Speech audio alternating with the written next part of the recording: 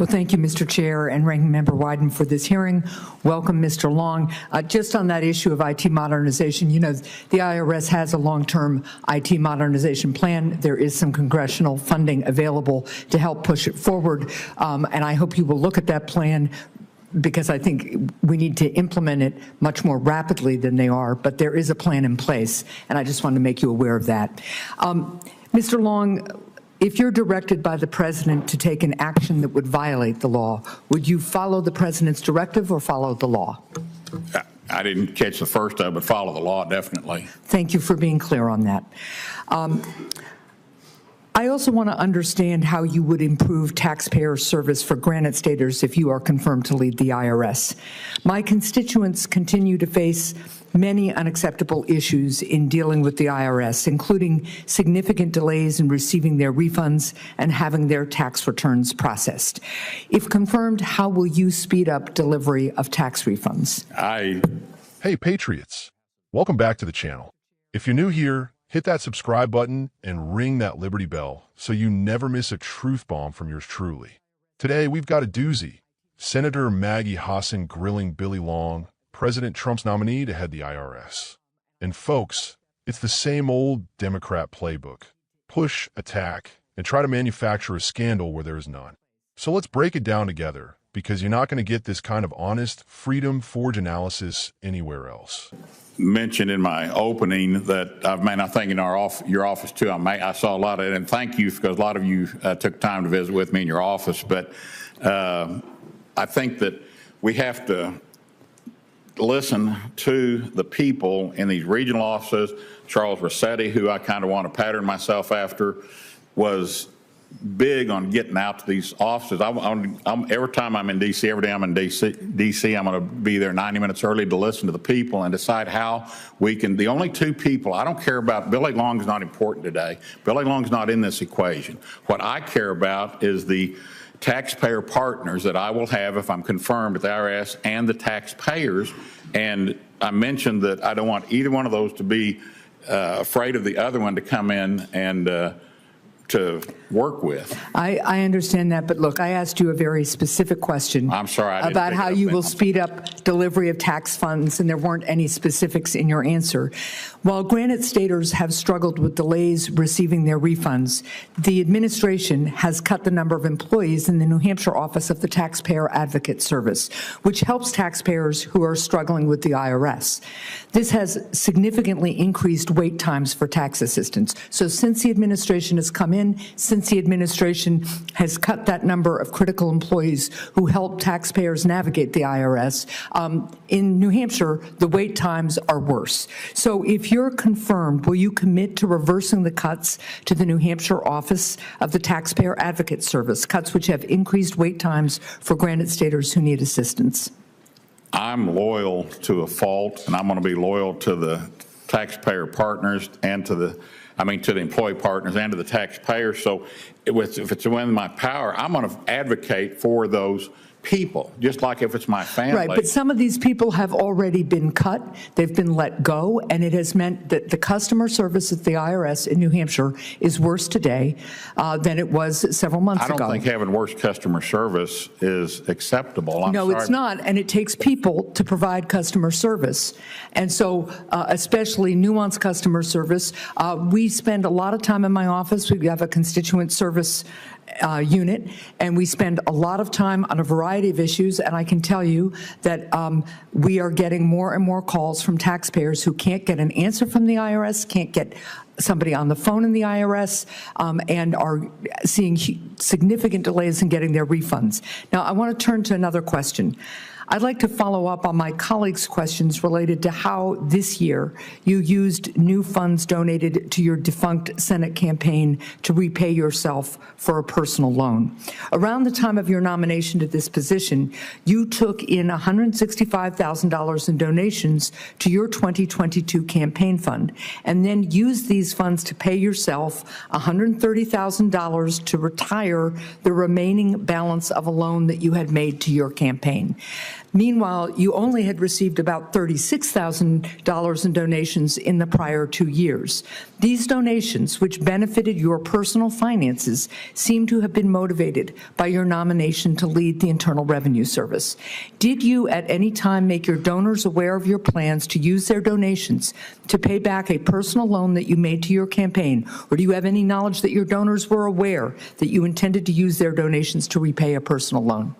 Everything I think you know exactly how campaign debt is handled, and everything that I did was compliant with the federal But that of course, is not what I'm asking you, sir. This is a real question about whether people made donations to your personal financial benefit after you became the nominee because they were hoping that they'd have more influence with you as that leader of IRS. And that's what's at issue here. That goes to the questions that Senator Cortez Masto was asking about your conflicts of interest, and the ranking member were as well. Everything that I signed with OGE, with the career employees over there, dictates whether I can have anything to do with anyone like that. So I appreciate that, but I wish we were getting a more direct answer, and I hope very much you'll restore those positions in New Hampshire. Thank you. First off, Senator Hassan opens with a gotcha question, trying to set a trap about whether Billy Long would obey the law or would just do whatever the president says. This is classic. The left loves to paint every Trump nominee as some kind of lawless puppet. But what does Billy Long say? Straight up, he'll follow the law. No hedging, no waffling. He says, follow the law definitely. End of discussion. Now, let's be real. That's exactly what we want out of our public officials. A commitment to the Constitution and the rule of law, not to some bureaucratic agenda or activist judge's whim. But will that satisfy Senator Hassan? Of course not. You can see she's already prepping her next attack. Next, Hassan's on about tax refunds and delays in New Hampshire. Look, I get it. Nobody likes waiting for their refund, especially after the government takes a chunk of your paycheck all year. But let's not forget why the IRS has a backlog in the first place. For years, the left has been dumping new responsibilities on the IRS, Obamacare enforcement, pandemic payments, and who knows what else, while also pushing for more audits on hardworking Americans instead of illegal immigrants. So Billy Long talks about listening to the people on the ground, the IRS employees who actually process these returns. What's wrong with that? It's called leadership, trusting the folks who do the job, instead of micromanaging from D.C. But no, Hassan wants specifics, as if you can fix a decades-old bureaucracy with a magic wand and a bullet point list on day one. And let's not forget, President Trump's administration was all about cutting red tape and making government work for the people, not the other way around. Maybe if Congress spent less time on political theater and more on real solutions, Americans would get their refunds faster. Now, here's the big talking point. Staff cuts at the New Hampshire Taxpayer Advocate Office. Hassan tries to pin this on the Trump administration, as if the IRS hasn't been a bloated mess for decades. She wants Billy Long to commit to rehiring everyone, no questions asked.